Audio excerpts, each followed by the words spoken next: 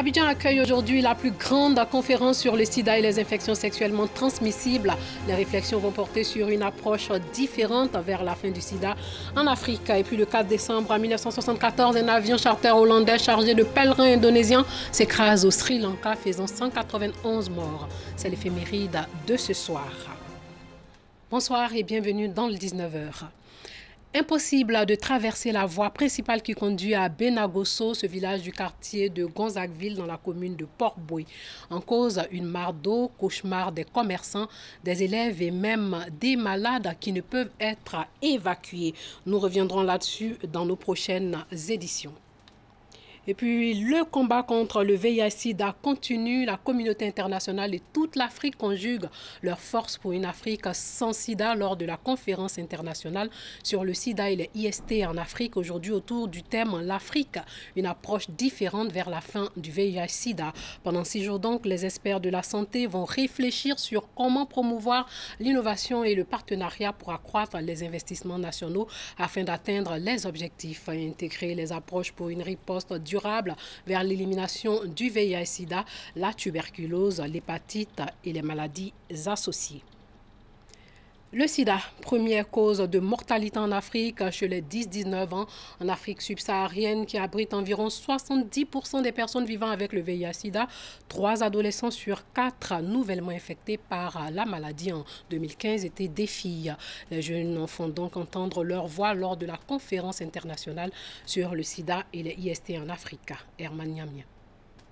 Ils sont venus du Nigeria, du Bénin, du Togo et du Ghana pour se joindre à leurs frères de la Côte d'Ivoire pour faire entendre leur voix à la 19e conférence internationale sur le sida et les infections sexuellement transmissibles en Afrique, ICASA. Eux, ce sont les jeunes de l'Afrique de l'Ouest issus des associations de jeunesse des différents pays cités plus haut. C'est une première pour moi de voir que des jeunes ont été associés en fait à l'organisation d'un tel événement. D'habitude, on ne fait que nous mettre de côté, on voit seulement ce genre d'éléments à la télé. Je suis vraiment fière en fait de voir à quel point les mentalités ont changé et qu'on fasse aussi confiance à la jeunesse. Si la jeunesse a une doléance à faire, c'est qu'on puisse véritablement porter un regard vers nous en tant que jeunesse, c'est qu'on puisse investir dans la jeunesse. Le directeur de la protection de la jeunesse s'est félicité de cette mobilisation des jeunes pour leur prise de conscience, car selon lui, la jeunesse est la frange de la population la plus exposée au VIH-Sida. La Côte d'Ivoire fait partie des 25 pays prioritaires où la prévalence du VIH est excessive en milieu jeunes et adolescents. Au moment où ce taux-là se stabilise dans la population nationale ivoirienne, elle monte de manière exponentielle en milieu jeune. Arrivé de l'INJS, l'Institut national de la jeunesse et des sports, où ils sont logés pour le Sofitel Hôtel Ivoire où se tient la rencontre, les jeunes ont été accueillis par le ministre de la Promotion de la Jeunesse, de l'Emploi des Jeunes et du Service civique. Sidi Touré s'est réjoui de leur participation à cette rencontre. Il a souligné que les initiateurs attendent beaucoup de la participation des jeunes Africains. Un bon rendement scolaire participe de la bonne santé des apprenants. C'est en cela que la visite médicale systématique en milieu scolaire peut aider à diagnostiquer des maladies.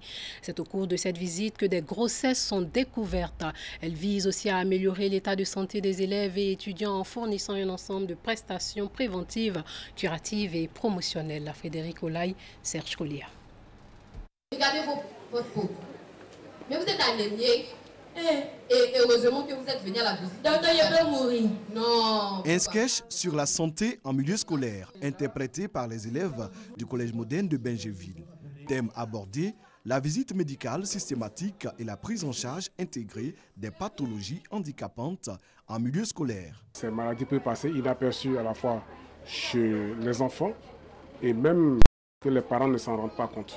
Donc cette visite systématique permettra d'assurer la santé des enfants et leur permet d'avoir des études harmonieuses et des résultats qui sont escomptés en fin d'année. Selon le ministère de la Santé et de l'Hygiène publique, les visites médicales en milieu scolaire ont permis de détecter plus de 36 000 cas de caries dentaires, environ 16 000 cas de troubles visuels et auditifs et quelques cas de grossesse et d'IST. Face à l'impact de ces pathologies sur le rendement scolaire, le ministère de l'Éducation nationale a décidé de s'impliquer dans cette campagne de sensibilisation.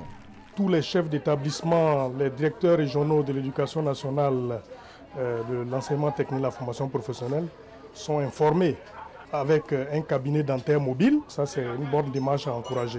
Les élèves ont pu bénéficier d'une consultation gratuite grâce à un camion mobile équipé de 2 cabinets de consultation en ophtalmologie et un cabinet dentaire.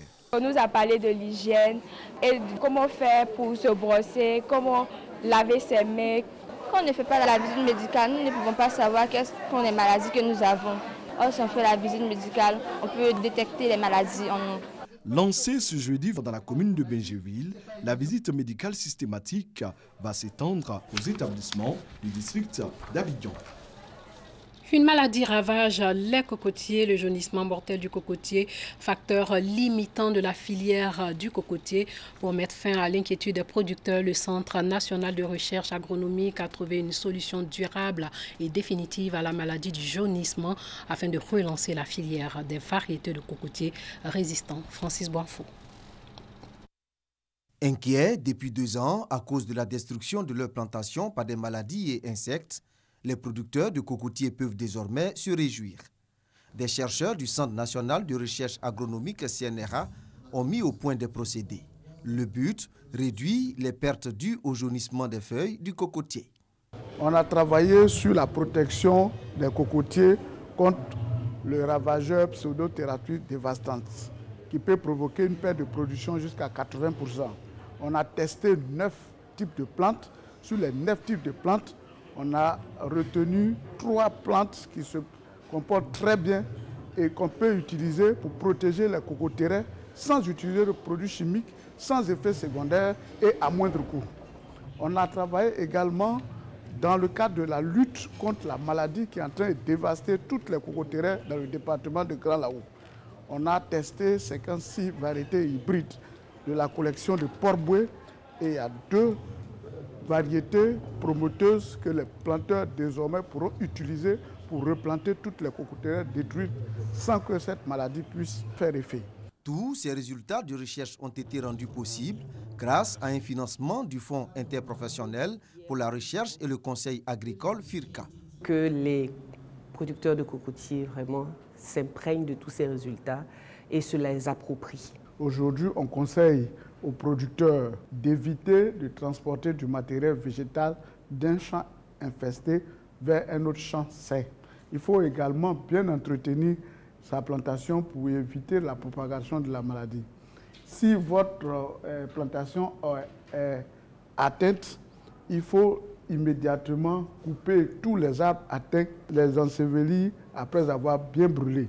La cocotière ivoirienne couvre une superficie de plus de 50 000 hectares avec une production annuelle de 65 000 tonnes de copra, soit une production de 520 millions de noix de coco. Le nombre d'attaques à l'acide a presque triplé en 2012 et 2016 à Londres, passant à plus de 450. Le gouvernement britannique a lancé une campagne pour mieux contrôler l'achat et la possession de ces substances dangereuses. Le reportage de l'un de nos confrères de l'AFP. C'était en juillet dernier. Jabed Hussein rentre chez lui après le travail. Il s'arrête avec sa moto à un feu rouge ici dans l'est de Londres lorsqu'il entend ce qu'il semble être de l'eau couler sur son casque. Mais en réalité, il s'agit d'un concentré d'acide qui commence à le brûler. J'étais en train de courir au milieu de la rue et j'ai commencé à crier et pleurer. Je criais pour avoir de l'eau. Pendant ce temps, les agresseurs volent sa moto, mais grâce à son casque, Jabed n'est que superficiellement blessé. Aujourd'hui, il reste terrifié par ce qui aurait pu se passer. S'ils m'avaient montré un couteau ou un marteau ou autre chose, s'ils m'avaient montré ça, alors je leur aurais donné ma moto. D'habitude, ils utilisent des couteaux, des trucs comme ça. Mais ce que je me demande, c'est pourquoi ils utilisent de l'acide pour détruire le visage et la vie de quelqu'un. Les attaques à l'acide sont un fléau en Asie. Principales victimes, les femmes, cibles de crimes d'honneur. Un sujet que ce militant a décidé d'exposer à travers des photos dans l'est de Londres, là où les attaques se sont multipliées. Un accès trop facile à l'acide est en cause selon lui. Les gens qui veulent acheter un pistolet ou un couteau doivent avoir un permis. Rien de cela pour l'acide. Et on parle d'acide concentré à 98% qui est mortel. Mais il n'y a aucun contrôle sur la vente d'acide. En avril dernier, dans cette boîte de nuit londonienne, 20 personnes ont été blessées par un jeune homme qui a jeté de l'acide. C'est pour éviter ce genre de faits divers que le gouvernement britannique veut imposer une licence pour l'achat d'acide et criminaliser la possession. Mais en pratique, la police prévient qu'il sera difficile d'identifier les liquides non marqués. C'est une arme offensive. La loi nous permet d'agir quand un individu a un récipient mais pas le bon produit dedans. Le tout, c'est de savoir ce que c'est. C'est ce qu'il faut améliorer. Les attaques à l'acide restent proportionnellement marginales à Londres, mais elles ont quand même presque triplé en 3 ans, avec plus de 450 cas en 2016.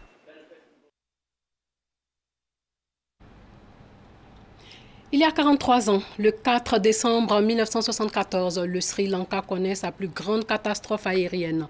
Cette nuit-là, un avion s'écrase contre une montagne au Sri Lanka alors que les pilotes pensaient être beaucoup plus près de l'aéroport de Colombo. L'accident fait 191 victimes, 182 musulmans indonésiens se trouvaient à bord du vol 138 Martin Air Hollande. Dangui Dangui nous renvoie 4 décennies en arrière. Le 4 décembre 1974, l'avion McDonnell Douglas DC-8-55CF s'est écrasé dans une montagne peu de temps avant l'atterrissage, tuant les 191 personnes à bord, 182 pèlerins indiens du Hajj à destination de la Mecque et 9 membres d'équipage. Le vol avait décollé à Surabaya, en Indonésie, en direction de Jeddah, en Arabie Saoudite. Il tentait un arrêt à l'aéroport de Bandaranaike à Colombo, au Sri Lanka. Un contrôleur de circulation aérienne est intervenu à 16 heures et a autorisé le vol à descendre à 5000 pieds et a signalé un dégagement à 8000 pieds. L'approche de Colombo a alors autorisé le vol à descendre à 2000 pieds à 16h44 et a demandé au pilote de s'attendre à une approche de la piste 04. Il a été demandé aux membres de l'équipage de signaler l'aérodrome en vue. Le pilote a poursuivi sa descente jusqu'à ce que l'avion s'écrase dans la montagne de Saptakania, la 5e montagne d'une série de collines connues. Tous les 191 passagers et membres d'équipage ont été tués. L'avion était équipé de moteurs Pratt et Whitney qui ont été modifiés par KLM et appartenaient à la compagnie néerlandaise Martin Air. Selon les enquêteurs, la cause de l'accident était due à une collision avec un relief ascendant. L'avion est descendu en dessous de l'altitude de sécurité en raison d'une identification incorrecte de sa position par rapport à l'aéroport. Des témoins oculaires ont déclaré que l'avion volait à un niveau inférieur à la normale et qu'il n'y avait aucune preuve d'un incident à bord. Les opérations de recherche et de sauvetage ont commencé par la suite. L'Indonésie a également été informée de l'accident car de nombreux passagers étaient des ressortissants de ce pays. Un petit mémorial a été construit dans la ville de Norton Bridge, à plusieurs kilomètres du site de l'accident. De plus, un pneu récupéré sur le lieu de l'accident a été exposé au public. Près de 30 ans après l'accident, Martin Air a ajouté une plaquette avec seulement les noms des 8 membres de l'équipage. Fin de ce journal. Merci de l'avoir suivi. Portez-vous bien.